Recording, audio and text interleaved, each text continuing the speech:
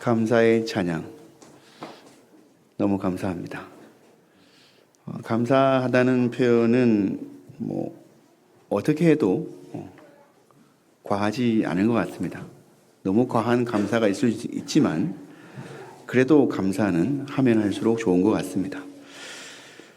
오늘은 총회가 정한 순수 감사주일입니다. 제가 일부러 총회가 정한이라고 말씀을 드리는데요. 그만큼 총회마다 교단마다 추수감사주일을 지키는 날짜가 조금씩 다릅니다. 또 교회마다 요즘은 목회자들마다 추수감사라고 하는 이 절기에 대해서 해석하는 것들이 조금씩 차이가 있기 때문에 그 날짜를 또 주를 조금씩 차이를 두고 있고, 그래서 또 다른 나라에는 추수감사주일을 다른 계절에 또 하는 경우도 있습니다. 그 나름대로의 영향이 있는 것이죠. 저희 교단, 개신교가 추수감사절을 지키는 이유는 청교도들이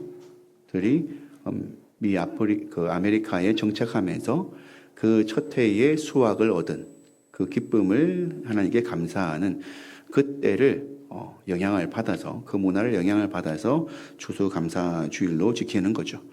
때문에 새로운 땅을 얻고 그곳에서 새로운 수확의 열매를 얻은 그 기쁨을 하나님께 감사하였다라고 하는 그 의미를 개신교에서는 따르고 있는 겁니다. 그러니까 절기의 개념보다도 그 감사의 의미를 따라서 지키고 있다라고 하는 것이지요. 그런데 또 미국과 한국의 추수 시기가 좀 틀리지 않습니까? 그래서 교단에서는 추수감사주일 절기를 좀 날짜를 조정해야 되는 것이 좀 아니냐. 그래서 동번기 시절에 저희가 적절한 해마다 조금 달라지겠지만 그렇게 적용해야 되는 것이 맞지 않느냐. 이런 말들도 계속해서 나오고 있습니다. 제가 이 말씀을 드리는 이유가 뭐냐면 꼭 이 날짜가 분명하고 반드시 지켜야 되는 날짜는 아니다. 그리고 그 의미와 그 절기가 무엇인지 한번 생각해 보고자 하는 의미에서 말씀을 드리는 겁니다. 추수감사의 지초가 되는 초막절, 즉 이스라엘 백성들이 이집트를 떠나서 가나안 땅, 지금의 팔레스타인 지역에 정착한 후에 여호와 하나님께서 이스라엘 백성들이 첫 수확을 하는 시기를 지켜야 할 절기로 정하셨다라고 하는 것이 가장 큰 의미입니다. 신명기 16장 13절에서 17절 말씀을 함께 큰 목소리로 읽어볼까요? 시작.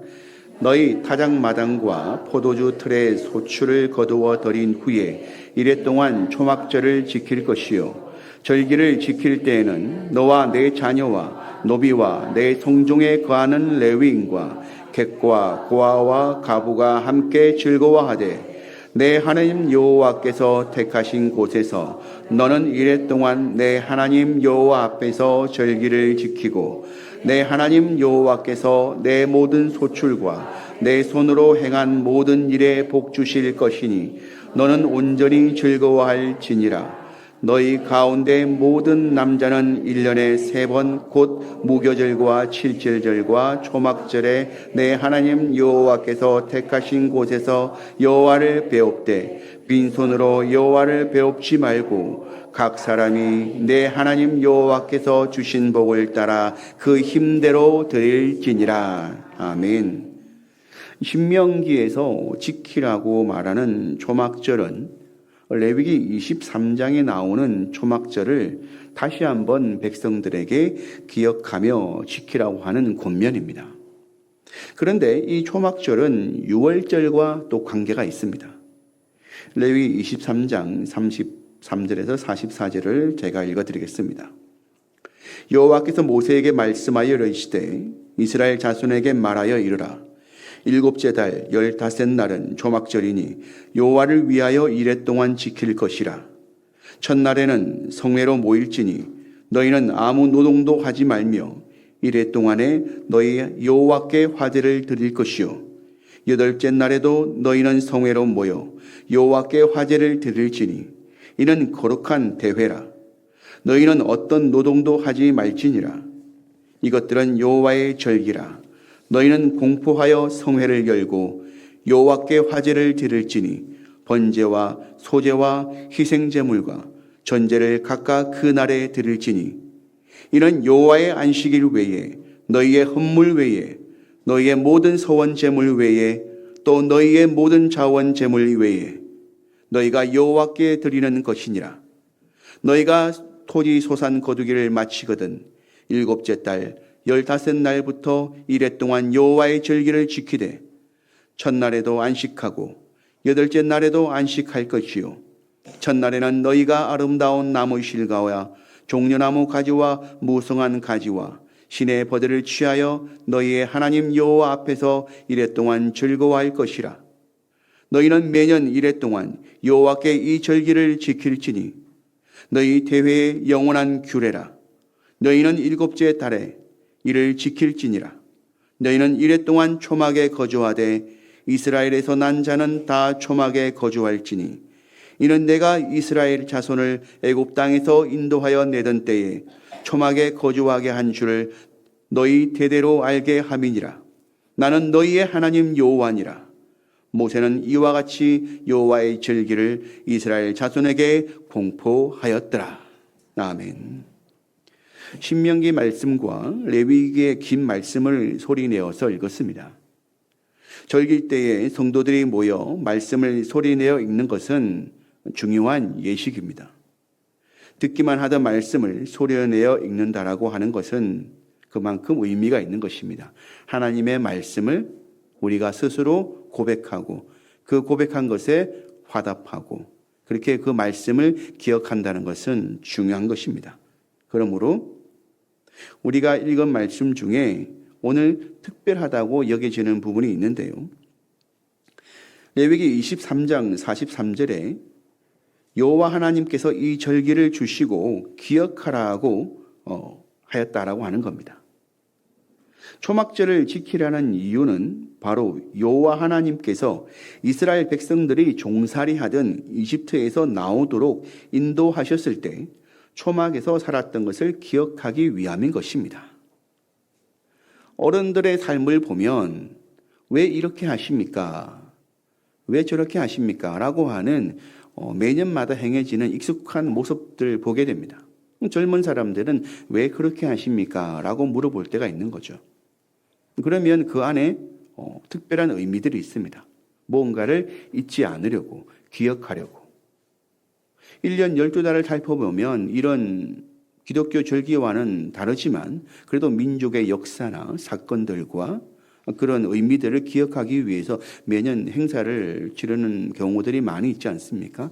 바로 그 의미들을 기억하기 위함이라고 하는 것이죠.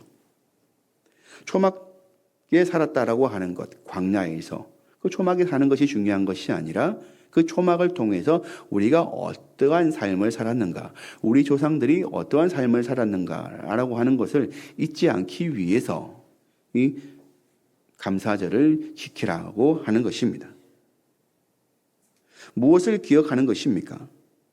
첫째로 여호와 하나님을 기억하고, 둘째는 이스라엘 백성들이 종살이 하던 신분이었다는 것을 기억하는 것이며, 셋째는 종살이 하던 이집트에서 여호와 하나님의 권능을 힘입어 나온 것이며 광야에서 텐트를 치고 살았던 것을 기억하는 것입니다.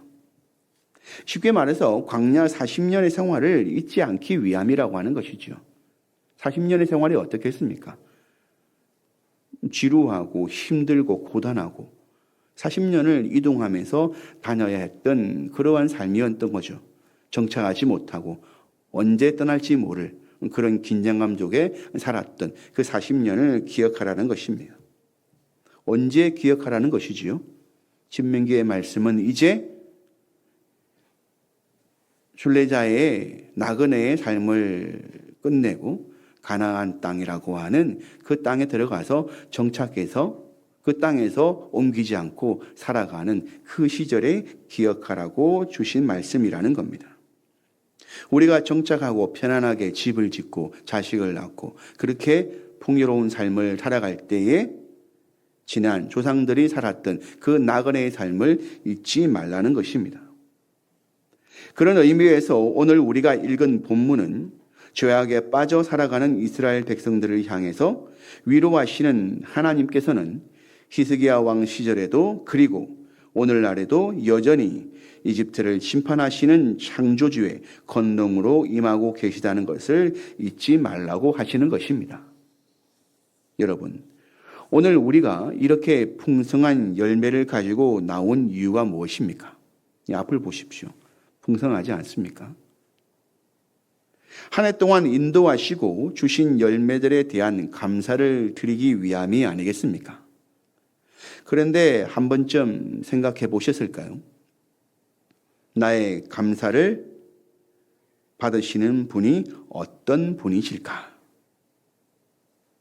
우리의 이 모든 감사를 받으시는 분이 어떤 분이신지 한번 생각해 보셨습니까? 오늘 읽은 본문 12절에 누가 손바닥으로 바닷물을 헤아렸으며 뼘으로 하늘을 쟀으며 땅의 티끌을 되에 담아 보았으며 접시 저울로 산들을 막대 저울로 언덕을 달아 보았으랴. 앞에 놓여진 과일들은 어디서 왔습니까? 저기 먼 산고와 들에 있는 과일 나무에서 왔겠죠. 그렇다면 온갖 열매를 맺는 과일 나무를 영양분을 공급하고 자라게 하는 것은 무엇입니까? 농부의 수고가 있지만 과일 나무를 돌보는 땅과 비와 바람과 해와 구름의 수고에 비하면 농부의 수고는 아무것도 아닌 겁니다. 그러면 땅과 비와 바람과 해와 구름을 돌보는 것은 무엇입니까? 여호와의 손이 그것들을 돌보시고 계시다는 것이죠. 본문 13절과 14절에 누가 여호와의 영을 지도하였으며 그의 모사가 되어 그를 가르쳤으랴. 그가 누구와 더불어 의논하셨으며 누가 그를 교훈하였으며 그에게 정의의 길로 가르쳤으며 지식을 가르쳤으며 통달의 도를 보여주었느냐. 누가 여호와께 이렇게 하라 저렇게 하는 것이 더 좋습니다 라고 조언해 줄 수 있겠습니까? 여호와께서 자신이 할 일을 두고 누군가와 의논하신 적이 있으시겠습니까? 여호와께서는 누군가의 조언이나 도움이 필요치 않으십니다. 그렇다면 여호와의 백성으로 살아가는 우리는 누구의 조언과 도움을 받으면서 살아가야 하는 것일까요? 네, 여호와의 말씀을 듣고 성령의 도움을 받으면서 살아가야 하는 것이지요. 그러나 오늘 우리가 감사함으로 가져온 이 예물과 열매들은 과연 여호와의 말씀의 교훈을 따라 얻은 것이라고 고백하실 수 있냐는 것입니다. 무슨 말입니까? 내가 드린 예물과 정성이 대단해 보이지 않느냐는 겁니다. 땀을 흘리고 수고하여 정성스럽게 준비한 이 감사의 예물이 여호와께서 당연히 받으실 만한 것이라고 스스로 생각하고 있지 않느냐는 것이죠. 본문 15절과 17절에 보라 그에게는 열방의 통에 한 방울 물과 같고 저울의 작은 티끌 같으며 섬들은 떠오르는 먼지 같으리니 레바논은 땔감에도 부족하겠고 그 짐승들은 번제에도 부족할 것이라. 그의 앞에는 모든 열방이 아무것도 아니라 그는 그들을 없는 것 같이 빈 것 같이 여기시느니라. 전국에 있는 교회가 오늘 정성을 다해 아름답게 장식한 감사의 제단을 꾸며서 하나님께 드리고 있습니다. 그러나 그것이 여호와 보시기에 그렇게 대단해 보이겠습니까? 놀라워하고 감탄하실 만한 것일까요? 여호와께서 보실 때 이 세상이 양동이 안에 들어있는 한 방울의 물과 같다고 무게도 잴 수 없을 정도로 가볍다고 그렇게 여기시는데 그리고 레바논은 이스라엘과 더불어 여호와께서 당신의 자녀로 기억하는 땅입니다. 그만큼 여호와께서 마음으로 소중히 여기는 것이 레바논인데 그 레바논이 어떤 존재입니까? 여호와 앞에 드리는 번제의 쓰여지는 그 땔감의 양으로도 부족하다라고 말하고 있는 것입니다. 죄송한 말이지만 우리가 아무리 정성을 다해 드린 이 예물과 열매들이라 할지라도 여호와께서는 자격 미달이요 함량이 부족하고, 그러니까 엄격히 따지면 도저히 여호와께서 받으실 만한 것이 못 된다는 것입니다. 혹여 다른 사람의 것은 몰라도 내가 드린 것은 달라라고 생각하신다면 아닙니다. 사람이 여호와께 드려서 만족할 것은 없는 것입니다. 기분이 나쁘셨다면 조금만 더 들어주십시오. 그러면 드려도 받지 않을 것을 왜 절기를 지켜서 드리라고 하는 것일까요?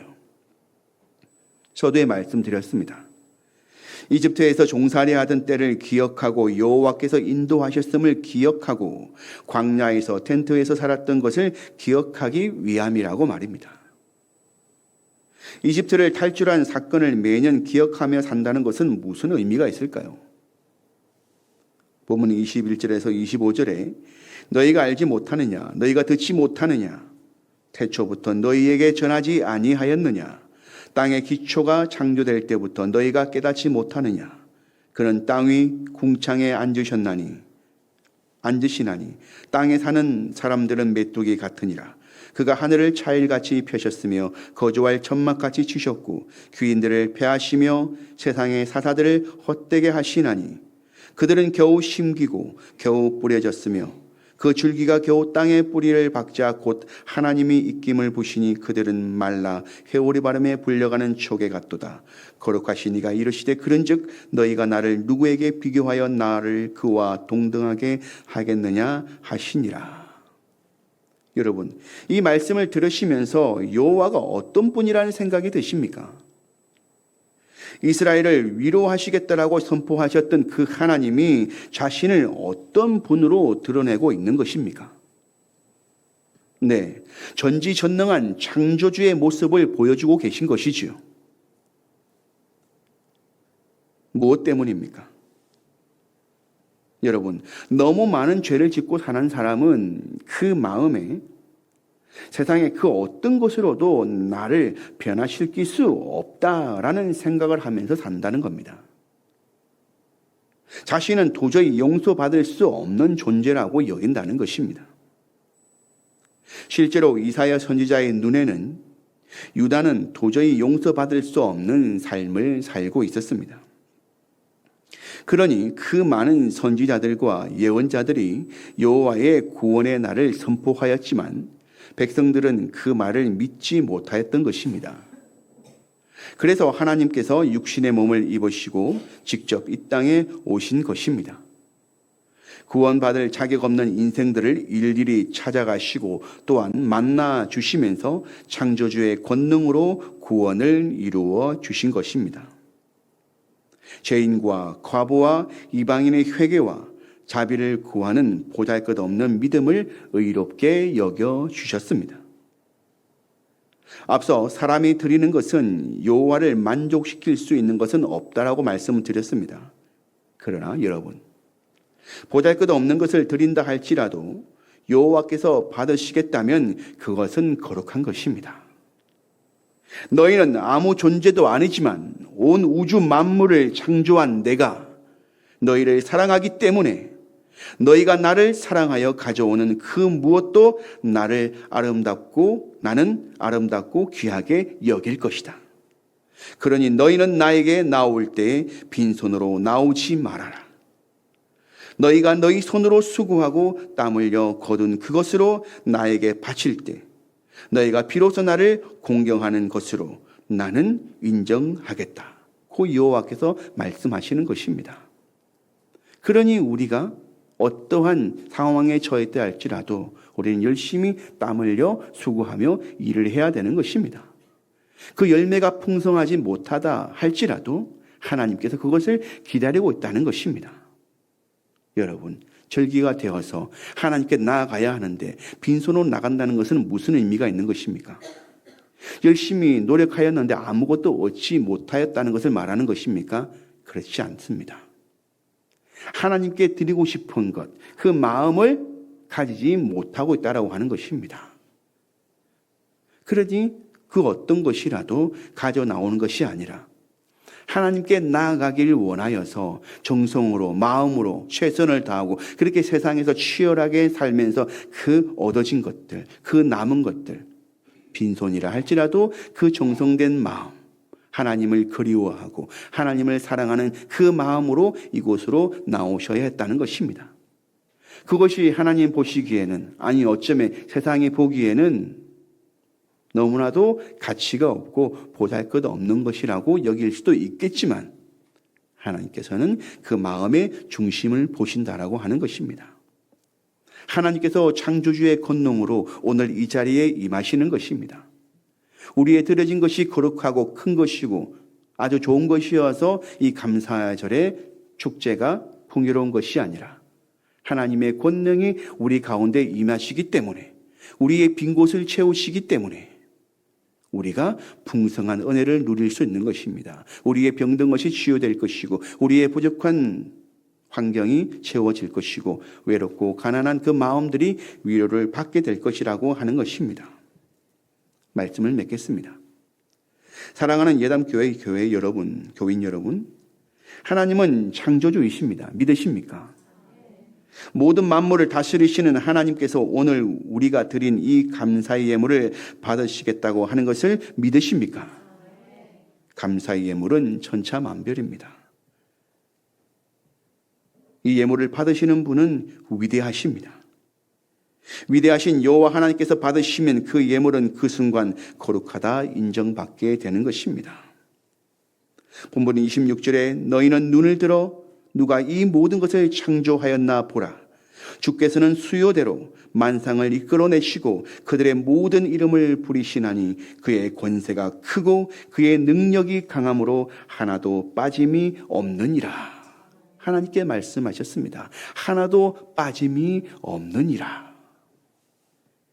이 감사의 예물을 준비하는 교우들의 마음이 어떠하였을까 생각해 보았습니다. 드리고 싶으나 드릴 수 없는 심정과 더 좋은 것으로 하고 싶으나 그러지 못했던 심정, 드렸지만 한없이 부족한 것만 같은 심정. 말씀드렸습니다. 정성을 드렸다면 이쁘지 않아도 아름답지 않아도 싱싱하지 못해도 괜찮습니다. 왜냐하면 창조주 하나님께서 모든 것을 아시고 오늘 우리에게 있어야 할 그 모든 것을 정확하게 계산하셔서 하나도 빠짐이 없도록 하셨기 때문입니다. 세상의 기준으로 볼 때 턱없이 부족합니다. 부자들이 보기에는 무엇이냐? 코웃음 칠 것입니다. 그러나 하나님께서 함께 하시면 그 모든 부족한 공간을 채우고도 남습니다.